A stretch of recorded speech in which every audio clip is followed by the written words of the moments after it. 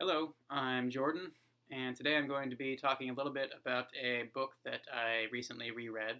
It's a book that any of you who have watched a fair amount of my channel will probably know that I love, and that I love this author. And the book is Little Big by John Crowley, which like I said, I reread over the course of the last couple weeks. And I was just awestruck once again at how much I love this thing and how endlessly rewarding it is. I was a little afraid to reread it because I had only read it once before and it had such a profound impact on me that I was worried that it just kind of belonged in that place in my life and that I couldn't transplant it and get the same effect.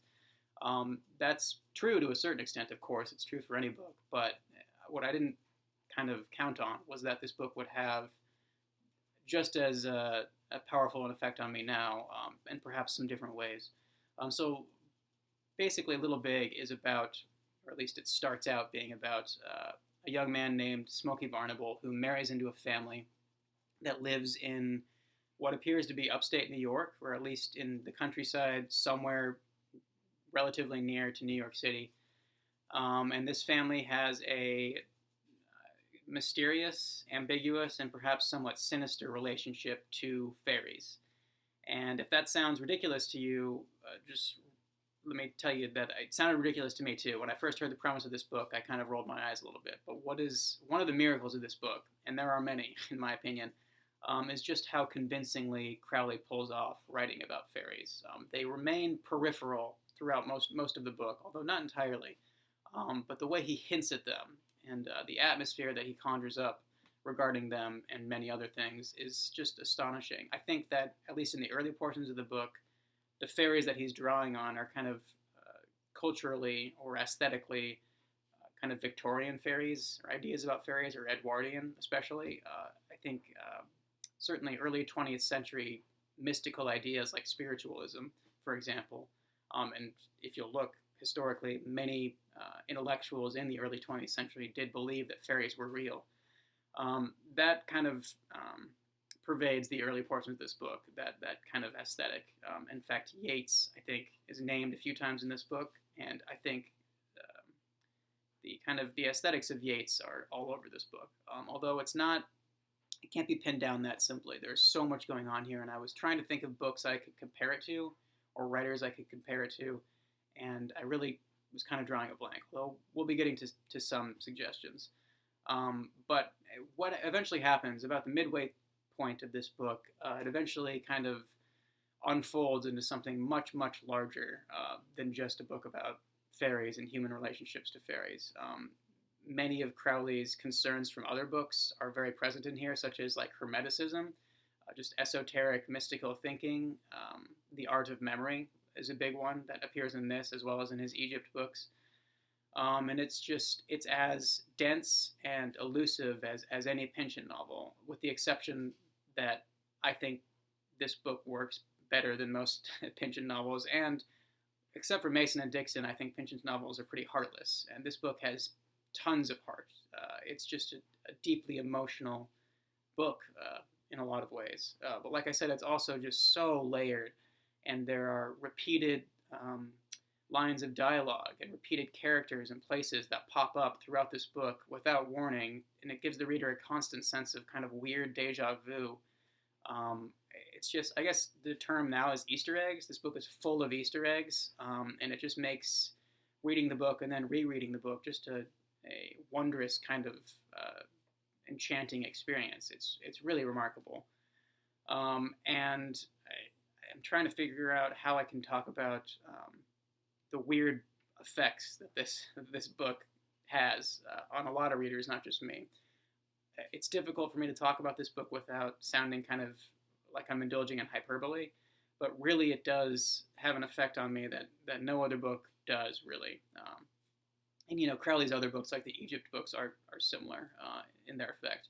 But what I'm talking about is there is a sense of almost vertigo when I read this book, in the sense that I get so wrapped up in it, and I get so down the rabbit hole in all the things that are going on here and the world that it creates. It's so immersive that when I put it down and look up, there is this kind of a telescoping effect that's quite striking. And I guess what I'm talking about is being totally lost in the world of a book, which maybe many of you experience more often than I do. But this book does it to an insane degree, at least for me. And part of that is due to just how gorgeous the prose is. I mean, you could open the book at random, and it's just beautiful, eloquent, perhaps somewhat purple prose throughout the entire thing. It's just astonishing. Um, and there is a sense, I guess, I don't want to call it a mystical book because it's not, but their mysticism is kind of a core theme of it. And I think if anyone is familiar with Conference of the Birds by Attar, I believe it's pronounced, it's a Sufi medieval poem. This book is modeled on that poem, roughly. So if you're familiar with the structure of that poem, you'll probably kind of have a general idea of the direction that this book goes in. I won't give any spoilers, but suffice it to say, in the final 100 pages or so, there is a massive, beautifully done kind of transformation that takes place over the course of 100 pages, and it is just such sumptuous, beautiful writing, and so moving in such a weird, mystical way. What it makes me think of most of all is the late romances of Shakespeare, actually. How those plays have these beautiful scenes of forgiveness and reconciliation and recognition that kind of pervades the tones, at least of the final acts of those plays. And that is very present in this book, especially in the final scenes. It's just a palpable sense of weird melancholy, hope and wonder and strangeness and joy. It's a very joyful book overall, despite the fact that it does have kind of a melancholy tone throughout a lot of it. So I'm not going to go on for too much longer. I think you get the idea that I am madly in love with this book to the point where I'm a little incapable of talking about it in any kind of coherent way. I hope I made some sense. I definitely recommend that you read this book. Please read this book. I understand that there are some people who don't have the same reaction to it that a lot of us do. And that's fine. But if you're doing yourself a disservice if you don't at least try it, because it really is a miracle of a book, in my opinion, and it should be more widely known. I wanted to give just kind of an idea of the writing style and what he can do by reading a brief passage. It's one of my favorite passages in the book. It happens fairly early on with a character, an old man, who has been trying to gather proof for the fairies his entire life, mostly through photography. And this is his scene of the final moments of his death, essentially. So it says, the final moments of his life, his death. It's a scene of his death. It says, he had always imagined, without of course ever believing it, that he would know this moment.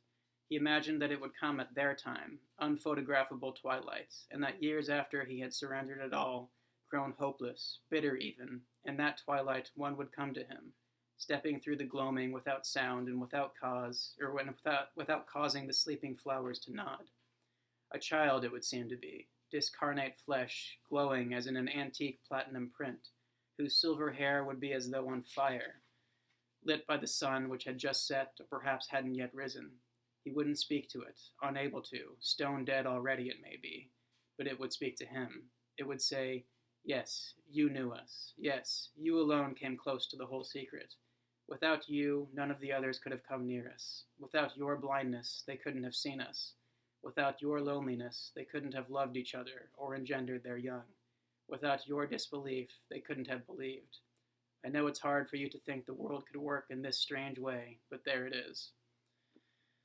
So that is Little Big. Like I said, I certainly recommend you give it a try, and if you have read it, please let me know what you think. And thank you for watching. Have a good day.